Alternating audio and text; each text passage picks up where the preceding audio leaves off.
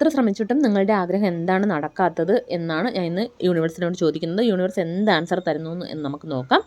അതിനുമുമ്പ് ഷൈനി കൃഷ് ടാരോറ്റ്സിലേക്ക് സ്വാഗതം. ഫസ്റ്റ് ഞാനൊരു കാർഡ് എടുക്കുന്നുണ്ട്. The high priestess. സെക്കൻഡ് എന്ത് അഡ്വൈസാണ് തരുന്നതെന്ന് നോക്കാം. ടെമ്പറൻസ്. ഒരു കാർഡ് കൂടെ ഞാൻ എടുക്കുന്നുണ്ട്. 2 ഓഫ് കപ്സ്. ഓക്കെ, അപ്പോൾ ഇവിടെ കൂടുതലും റിലേഷൻഷിപ്പിൻ്റെ കാര്യമാണ് കാണുന്നത്. നിങ്ങളുടെ ജീവിതത്തിൽ ഒരു തേർഡ് പാർട്ടി സിറ്റുവേഷൻ ഉണ്ടെന്നാണ് കാണുന്നത്. അപ്പോൾ അതുകൊണ്ട് തന്നെ നിങ്ങൾ ഒരുപാട് സങ്കടപ്പെട്ട് അതിനെക്കുറിച്ച് ഓർത്ത് ഫുൾ ടൈം ഇങ്ങനെ ചിന്തിച്ച് അവർ വിളിക്കാത്ത എന്താ വരാത്തത്, എനിക്കെന്താ ഒരു റെസ്പെക്റ്റും തരാത്തത്, ഞാനൊന്നിനും കൊള്ളില്ല, ഇങ്ങനെ നിങ്ങൾക്കുള്ളിൽ തന്നെ നിങ്ങൾ കുറേ പഴിചാരി നിങ്ങൾ വേദനിച്ചു കൊണ്ടിരിക്കുന്നത് കൊണ്ട് തന്നെ ആ ഒരു എനർജി അവരിലേക്ക് പാസ്സാവുകയും ഒക്കെ നിങ്ങളുടെ ഒരു മിസ്സിങ് ഫീലിംഗ് വരില്ല. അതുകൊണ്ട് തന്നെ അവർ നിങ്ങളെ വിട്ട് അകന്നു പോകും എന്നാണ് കാണുന്നത്. അതുകൊണ്ട് നിങ്ങളോട് അവരെ ചേസ് ചെയ്യുന്നത് നിർത്തിയിട്ട് ഇവിടെ ടെമ്പറൻസ് വന്നിട്ടുണ്ട്. നിങ്ങളോട് ബാലൻസ്ഡ് ആവാനാണ് പറയുന്നത്. ഇപ്പോഴുള്ള കാര്യങ്ങൾ നിങ്ങൾ ഒന്ന് കോൺസെൻട്രേറ്റ് ചെയ്യൂ, ആ ചേസിങ് ഒന്ന് നിർത്തൂ.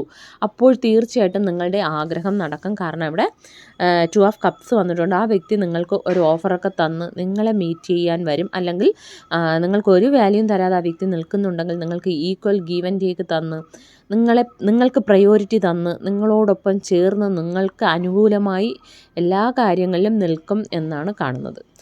ഇതാണ് റിലേഷൻഷിപ്പിൻ്റെ കാര്യത്തിൽ. ഇല്ല, നിങ്ങളുടെ കരിയറിൻ്റെ കാര്യത്തിന് വേണ്ടിയാണ് നിങ്ങൾ നോക്കുന്നതെങ്കിൽ നിങ്ങൾക്ക് ഒരു ജോലിക്ക് വേണ്ടി ട്രൈ ചെയ്യുന്നു, അല്ലെങ്കിൽ അതിൻ്റെ ആ ജോലിയിൽ തന്നെ ഒരു സക്സസ്സിന് വേണ്ടി നിങ്ങൾ ട്രൈ ചെയ്തുകൊണ്ടിരുന്നു. പക്ഷേ ഞാൻ ആഗ്രഹിച്ച ഒന്നും നടക്കുന്നില്ല എന്ന് ചിന്തിക്കുന്നുവെങ്കിൽ നിങ്ങൾ ചിന്തിച്ച് സ്ട്രെസ് ആകുന്നതിനെ നിർത്തൂ. അങ്ങനെ നിർത്തി നിങ്ങളൊന്ന് ബാലൻസ്ഡായി ഇപ്പോഴുള്ള കാര്യങ്ങളിൽ കോൺസെൻട്രേറ്റ് ചെയ്യുമ്പോൾ നിങ്ങൾ ആഗ്രഹിച്ച നിങ്ങളുടെ ആഗ്രഹം നടക്കും എന്നാണ് കാണുന്നത്.